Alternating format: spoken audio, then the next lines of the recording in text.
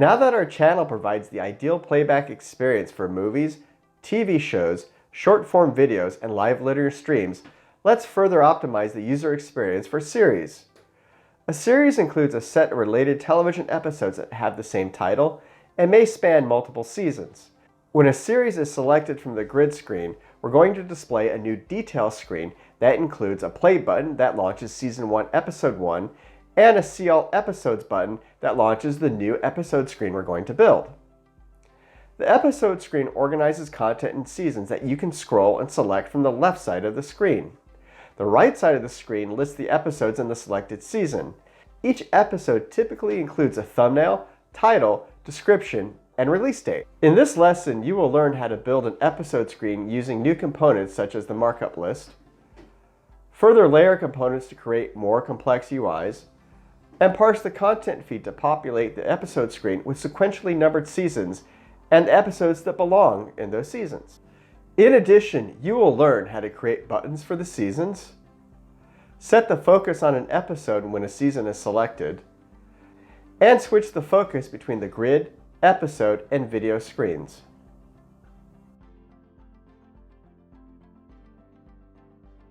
Once again, the first thing we're going to do is clone the previous example. So let's copy the detail screen example, paste it, and rename it Episode Screen. Now let's expand the Episode Screen folder, expand the Components folder, and then create a new folder and name it Episode Screen. This is where we're going to create our new Episode Screen component. The Episode Screen contains a layout group that includes a label list for the season selection buttons, and a markup list that displays the episodes in the selected season. Each episode is represented by an item component name, which includes a rectangle for a border, and a layout group that contains a poster for the episode's thumbnail image, and a nested layout group with labels for the episode's title, information, and description. To create the episode screen, open a new file in your text editor or IDE and create a component named Episode Screen that extends the group component.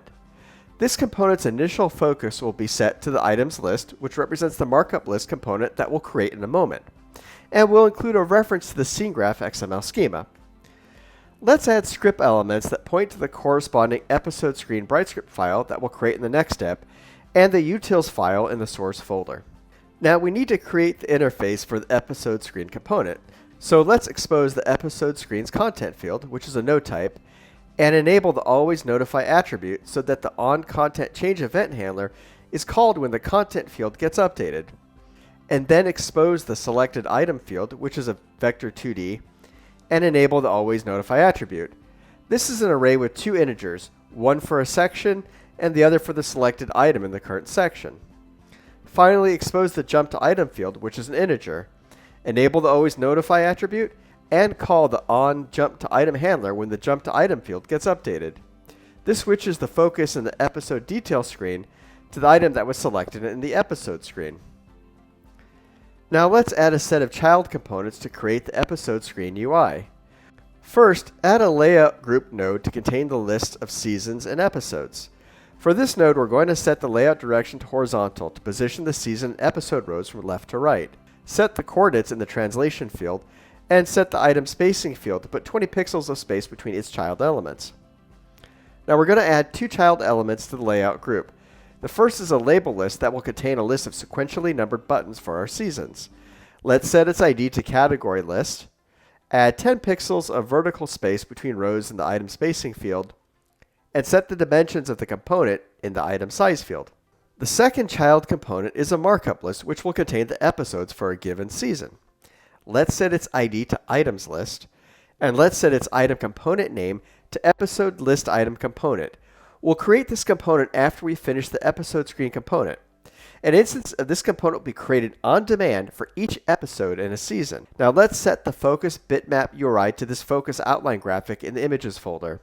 And we'll set the focus footprint bitmap URI to the same image. Set the dimensions of the component in the item size field.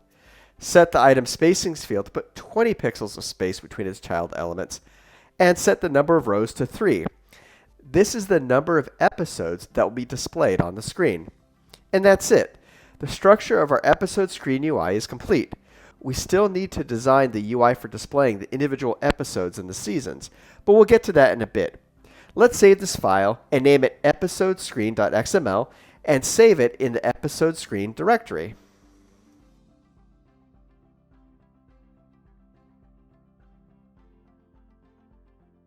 Okay, now that we've completed the UI design for the episode screen, let's program its behavior in a BrightScript file. So, create a new file in your text editor or IDE, and create an init function to initialize the episode screen and its child components. In the init function, we'll first create one observer to monitor the visible field of the component at the top of the scene. When the episode screen becomes visible, the onVisibleChange handler is called to set the focus on the Season 1 button when the episode screen is opened. Next, we'll find the label list node by its category list ID and store it in an m.categoryList variable. And then create an observer to monitor the item focused field. When a season in the episode screen is selected, the onCategory item focused handler is called to save the position of the selected episode.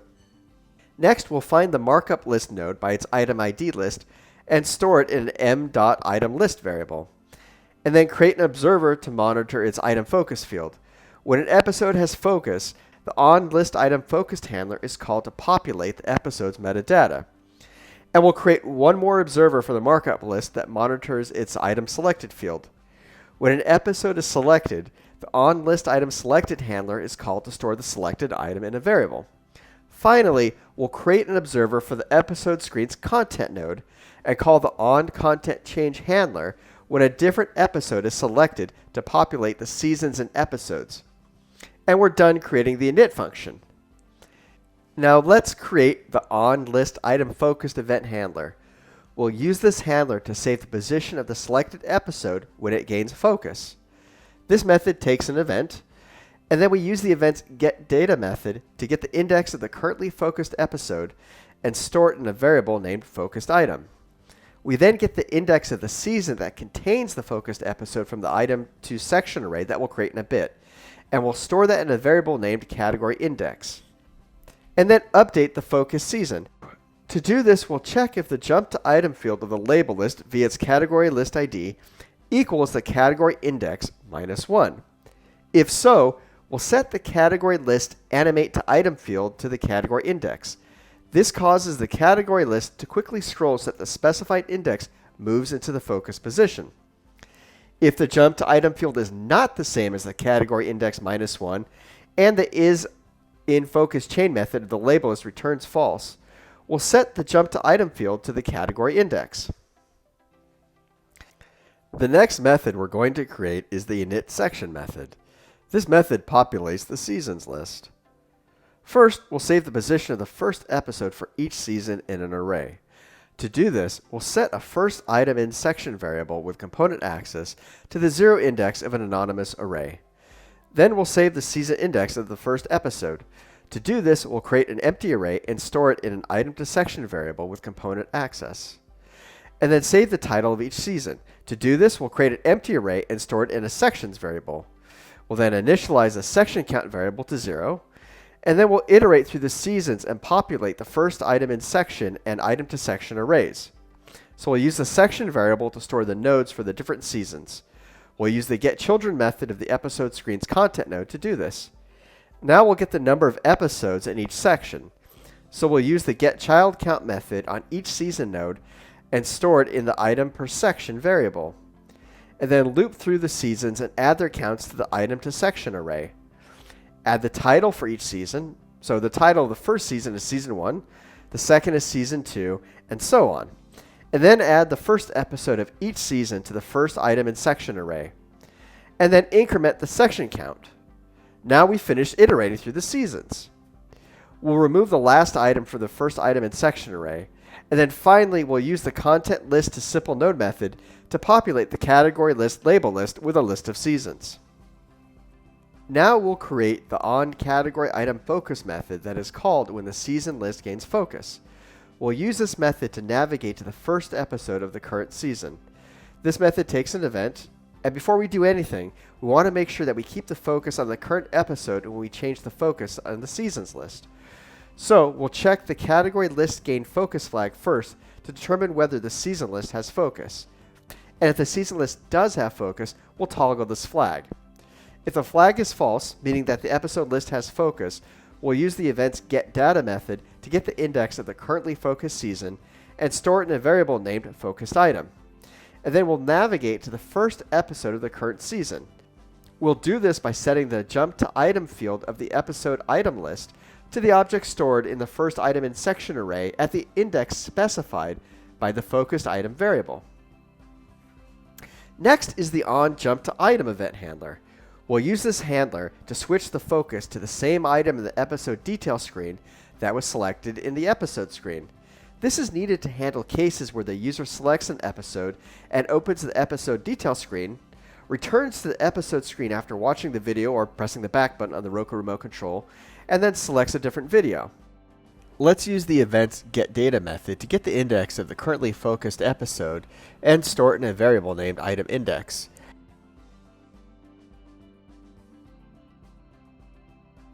And then set the jump to item field of the items list to this index in order to navigate to the specified item.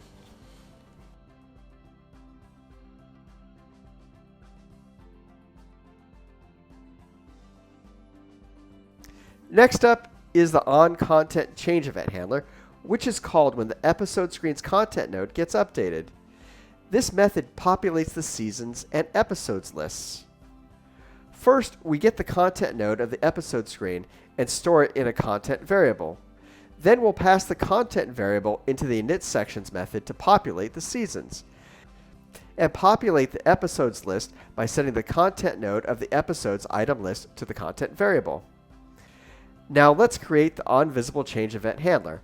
We'll use this handler to switch the focus to the episodes list when it becomes visible. So we'll check the visible flag of the episode screen to determine when it gains visibility, and then we set the focus on the episodes item list using its setFocus function. Okay, the next method we'll create is the onListItemSelected event handler. We'll use this handler to update the selected item variable when an episode is selected. This method takes an event, and then we'll use the event's getData method to get the index of the currently focused episode and store it in a variable named itemSelected. We'll put this index in the item to section array to get the season containing the selected episode and store it in a variable named sectionIndex. Finally, we'll set the episode screen's selected item variable to the episode at the specified season and episode indexes. The season index is straightforward. To get the episode index, we subtract the first item in section index from the item selected index. And that's done. Great, so the last thing we need to do is create the onKeyEvent method. We need this method to update the content in the episode screen when the left and right buttons on the Roku remote control are pressed. So this method takes two parameters, the key that received input and a flag indicating whether it was pressed. Let's set a flag name result to false. We'll use this to track whether the episode screen handled the key press. And then let's add logic for when there's a left or right key press to switch the focus between the seasons and episodes lists. If the left button was pressed and the episodes list has focus, we'll set the category list gain focus flag to true, navigate to the seasons list by calling its setFocus method, and set the draw focus feedback attribute of the episodes list to false. This prevents the focus indicator from being displayed on the episodes list. Finally, let's set the result flag to true and return it to let the Roku OS know that our component handled this remote control key event. Now, if the right button was pressed and the season list has focus, we'll set the draw focus feedback attribute of the episodes list to true. This displays the focus indicator in the episodes list. And then we'll navigate to the episodes list by calling its setFocus method, and of course set the result flag to true and return it. And we're done with this method, and we're done with the file. Let's save it in the EpisodesScreen directory and name it EpisodesScreen.brs.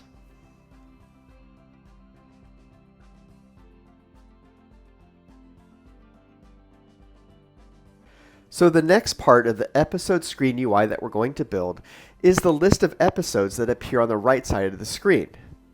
To do this, we're going to create the aforementioned EpisodesListItem component. Each instance of this component represents an individual episode. First, let's create a new folder for this component in the Components directory and name it EpisodesListItem Component. And then to get started, let's open a new file in your text editor or IDE and create a component named EpisodesListItem Component that extends the group component. And we'll include a reference to the SceneGraph XML schema. Now we need to create the interface for the EpisodesListItem component. So let's expose the EpisodesListItem component's item content field, which is a node type, and call the item content changed event handler, which is called when the content field gets updated. Now let's add script elements that point to the corresponding EpisodesListItem component BrightScript file that will create the next step, and the utils file in the source folder. Now let's add a set of child components to create the EpisodesListItem UI. For each episode displayed in the items list markup list, we need to display a poster with episode's thumbnail and labels for the episode's title, information, for example, Season 1, Episode 2, and description. First, add the rectangle. Let's set its width and height fields and set its color to opaque black. Now, we'll add a layout group on top of the rectangle for displaying the poster and labels. Let's set the layout direction to horizontal, use 10 pixels of space between elements, and use a custom vertical alignment. This means we'll explicitly set the Y coordinate for the child elements.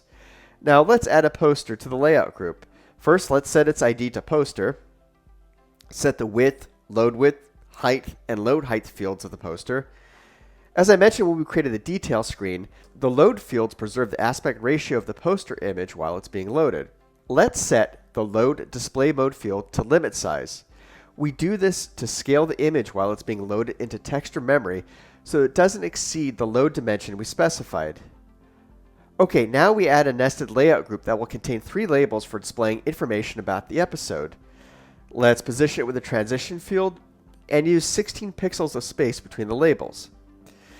Now let's add the first label for displaying the episode's title. Let's set its ID to title, make its color opaque gray, set the max lines to 2, and let's set its width, and enable wrap so the name of the episode can cover up to the maximum 2 lines. And now let's add the second label for displaying the item's season episode information. For example, like I said, Season 1, Episode 1, Season 2, Episode 2, and so on. And we'll set the same attributes. Set the ID to info, make its color a white gradient, set the max lines to 2 also, use the same width, and enable wrap. And finally, let's make the last label for displaying the episode's description. Set the ID to description, make its color again a white gradient, set the max lines to 4 this time as there's more text to display, use the same width, and enable wrap. And that's it. The structure of our EpisodesListItem UI is complete. Let's save the file and name it EpisodesListItem Component.xml and save it in the EpisodesListItem Component directory. Okay, great. We've completed the UI design for the EpisodesListItem. Now let's program its behavior in its BrightScript file. So, once again, create a new file in your text editor or IDE and create an init function to initialize the EpisodesListItem and its child components. In the init function, we'll find the EpisodesListItem component using the m.top attribute and the IDs of the components and assign them to reference variables that have component scope. So let's do this for the poster and the title label, description label, and info label. Let's set the font size for the title, info, and description labels. We'll use a size 20 font for the title label, and we'll use size 16 for the info and description labels. Now let's create the item content change method that's called when the markup list in the episode screen is updated with content. This causes the item component's item content field to update with the metadata being passed into it. It takes the content node of the item that currently has focus and copies the item's metadata attributes into the corresponding components in the episode's list item, which will give component access. So we'll create a local item content variable and set it to the episode list item component's item content field. And let's add logic to make sure the field is not invalid. And if not, let's copy the HD poster URL and store it in the poster node's URI field, which has component access. Copy the title and store it in the title label text field. So to create the text for the info label where we display the season number and episode number of the content, for example, Season 1, Episode 1, Season 2, Episode 1, and so on, we're going to create a divider variable and set it to a pipe separator. We'll use this to create the string for the info label. We'll add an episode variable and set it to the concatenation of a capital E and the episode number of the content feed. We'll get the episode number using the episode position variable we defined in the MainLoader task. We'll then call the getTime method with the length of the episode and store it in a time variable, copy the episode's release date and store it in a date variable, and copy the season number of the episode from the title scene variable in the MainLoader task. Now we can concatenate all these items, the episode number, the pipe divider, release date, the pipe divider again, the time, the divider, and season number, and store the resulting string in the info label's text field. Finally, we can copy the episode's description and store it in the description label's text field. And we're done with this method and this file. Let's save it in the EpisodesListItem component directory and name it EpisodesListItem component.brs.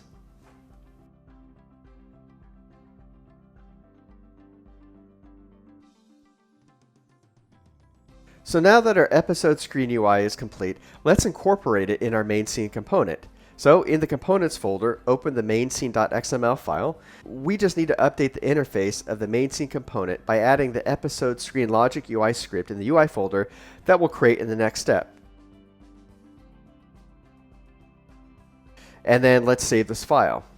So now let's create the EpisodesScreen UI script. So create a new file in your text editor or IDE, and we're going to create two functions. The first function is showEpisodeScreen, which finds the EpisodesScreen node and sets its observers.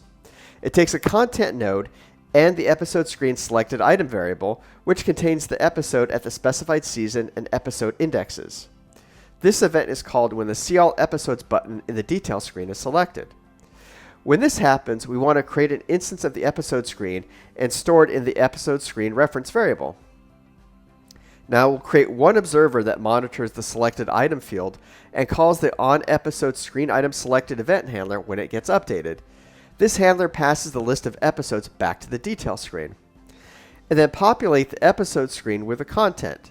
To do this, we get the currently selected episode by passing the selected item variable into the getChild method of the EpisodesScreen's content node.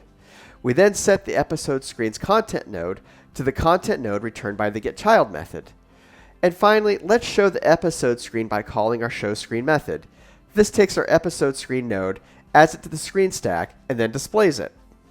So next, we need to create the onEpisodesScreen item selected method. It passes the list of episodes back to the detail screen. When this happens, we want to use the observer event in our application, get the component that generated the event. So we'll use the getROSG node method of the event, which will return the episode screen component. We'll store this in a variable named EpisodesScreen. Let's use the observer event again. This time we want the attribute that generated the event. So we'll use the getData method of the event, which will return the row and column indexes of the episodes list. We'll store this in the selected index variable. And then we get the list of episodes by passing the selected index variable into the getChild method of the EpisodesScreen's content node. We then set the DetailScreen's row list content node to the content node returned by the getChild method. Finally, we call the showDetailScreen method with a row content node and the position of the selected series. Okay, let's save this file in the UI Logic folder and name it EpisodesScreenLogic.brs.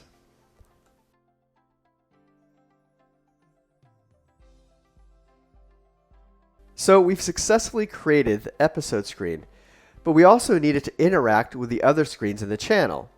So we need to update the BrightScript files for the GridScreen, Video Player, DetailScreen, and the utilities. Most of these are quick changes. There are a few, however, where we do need to add a method. So let's get started. Let's start with the GridScreen. Open the GridScreen BrightScript file, and then scroll to line 32. Let's extend the logic to make sure the duration of the video is not invalid and it's not 0. Alright, save that file. Next up is the GridScreen Logic file. Open it,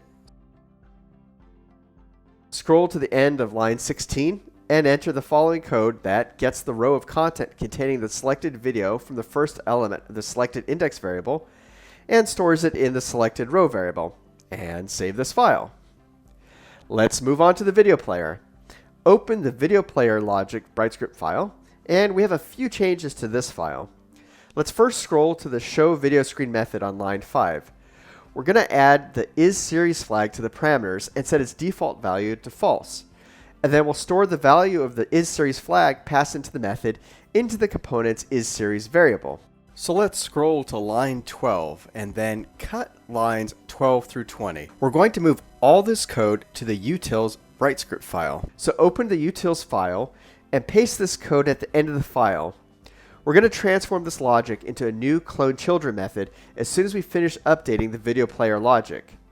So let's go back to the video player logic BrightScript file, and after the line of code that checks whether selected item is not 0, pass the row content and selected item variables into the clone children method. If you recall, these variables represent the row containing the selected video and the current video with focus, respectively. And store the content returned by this method in a children clone method. And finally, let's update the logic to return the focus to the detail screen and navigate to the last video played. So let's set a new index variable to the column index of the episodes list that's stored in the selected index variable, and toggle the m.isSeries flag if it is currently true. If the flag is false, we'll add the value of the current video index to the value of the new index. Finally, we'll set the jump to item attribute to the new index value to navigate to the last video played. Okay, great. We can save this file. Now let's go back to the code that we copied into the utils file. First, let's create the clone children function, which takes a node and a start time index, which is set to the 0 index by default and is an integer, and move all the copied code into this function. And if go to this line of code where children equals row content and change row content to node and change both instances of selected item on this line of code to start item. The row content and selected item variables were passed into the method and are represented by the node and start item attributes. And finally, return children clone, end this function, and save the utils file. So now that the grid screen is updated, let's update the detail screen. So open the DetailScreen BrightScript file, scroll to line 18 and cut lines 18 through 23. This should be all the code before the end function statement. Let's paste it after the onVisibleChange method. We're going to use this code to create a new setButtons method. This method doesn't return anything, so let's make it a subprocedure that takes the buttons label list component. Go to the for loop and change the array with placeString in it to the buttons label list component. This makes the logic more scalable for screens with more than a single play button. Now scroll to the onVisibleChange method and delete the m.topItemFocused equals m.topJumpItem line of code. Finally, let's update the setDetailsContent method. Before setting the time label, let's make sure the length of the selected item is not invalid and is not 0. To get the release label, let's pass the release date stored in the content node into a call to the left method with a maximum character set to 10. Now let's get the buttons for the seasons. Let's first verify that the seasons list is not invalid, and then call the setButtons method with an array of names for the buttons on the series detail screen. We'll include a play button and a see all episodes button. For the content detail screen, we'll just include a single play button in the array.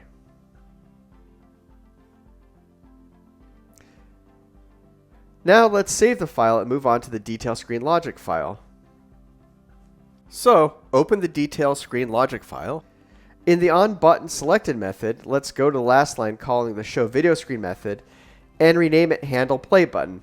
We'll create this method in just a second. And then let's add logic for checking whether the see all episodes button was pressed instead of the play button. In this case, the button index would be 1. And if the see all episodes button was pressed, call the showed episode screen with a selected video and the row of content containing it. Next, let's update the onDetailScreenVisibilityChanged method to interact with the episode screen. So after this line of code where we set the detail screen variable, let's call the getCurrentScreen method and store it in a currentScreen variable. We need this for the DetailScreen to handle visibility changes for not just the grid screen, but for both the grid screen and the episode screen now.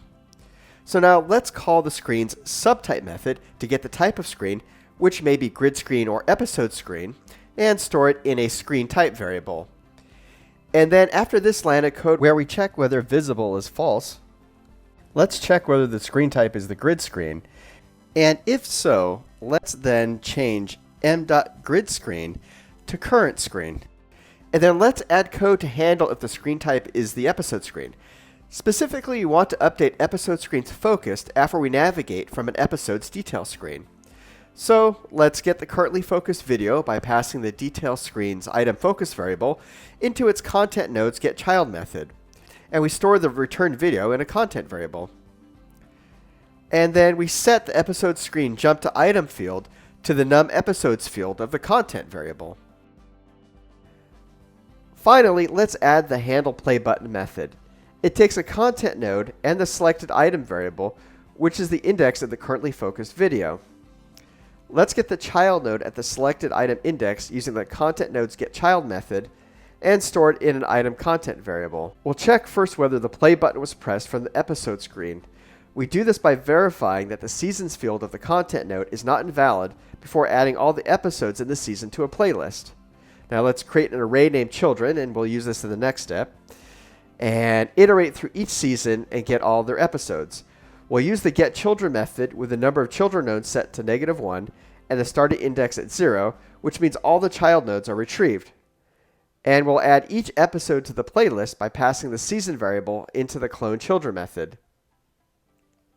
We then create a parent content node for our cloned videos and name it node. And use the update method to add the videos in the children array to the node parent node. And then call the showVideoScreen method with a node, playing the first video in the playlist as specified with a 0 index and with the isEpisodes flag set to true. Now if the seasons is invalid, this means the play button was pressed from the content detail screen. In this case, we call the showVideoScreen method with a node and the index of the currently focused item. Finally, we store the index of the selected item in the column dimension of the selected index array. Okay, we have one last file to update, and that's the MainLoader task. So open this file and go to the getContent method. We need to update this to handle the content in a series. So let's first go to line 25, which has the following conditional statement: if category does not equal series, and then delete it. And then let's go inside the for loop at line 29, and let's enter a new line of code and add logic to handle all the season's content type in our feed. The first thing we'll do is call the getSeasonData method, which takes all the seasons and episodes in the feed and returns them in a content node. We'll store this content node in a seasons variable.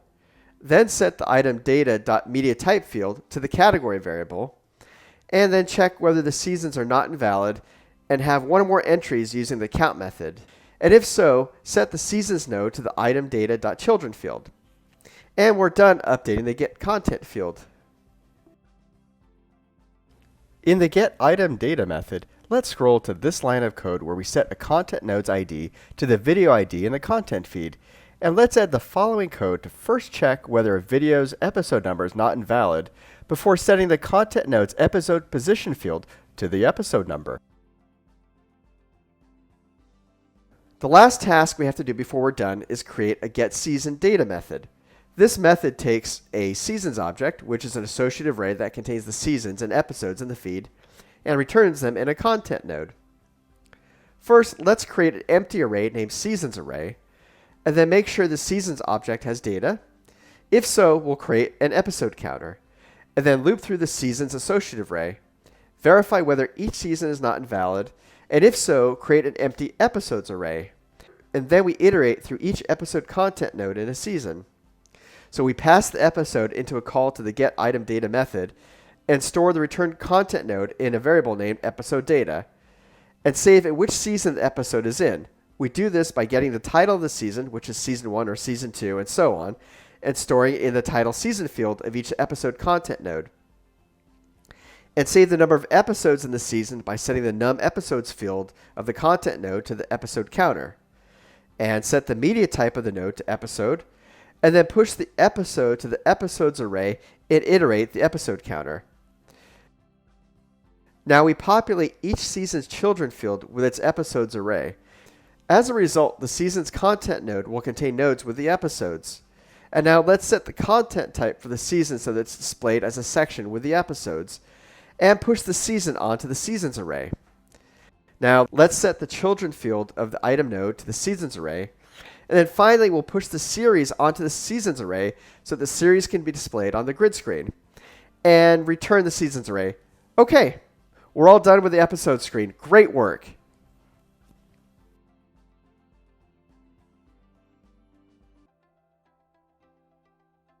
So let's test the channel on your Roku device by sideloading it. So let's archive the contents in the episode screen folder and use the development application installer to load it. You can see that now when we select a series in the grid screen, it is displayed in the detail screen. When we press the See All Episodes button, the episode's detail screen opens. We can scroll through the different seasons and episodes. Selecting an episode opens its detail screen, and then pressing play launches the video into playback. When we press back on the Roku remote control, the video screen is closed and the episode's detail screen reopens. And we can press back to return to the episode screen and continue pressing back to return all the way back to the grid screen.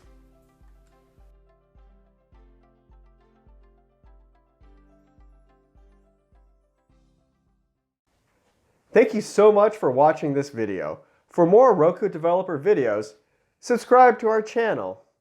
And for the rest of the videos in this course, as well as additional demos and tutorials showing you how to develop on one of the world's leading streaming platforms, check out the link to the Roku Developers video site in the description below.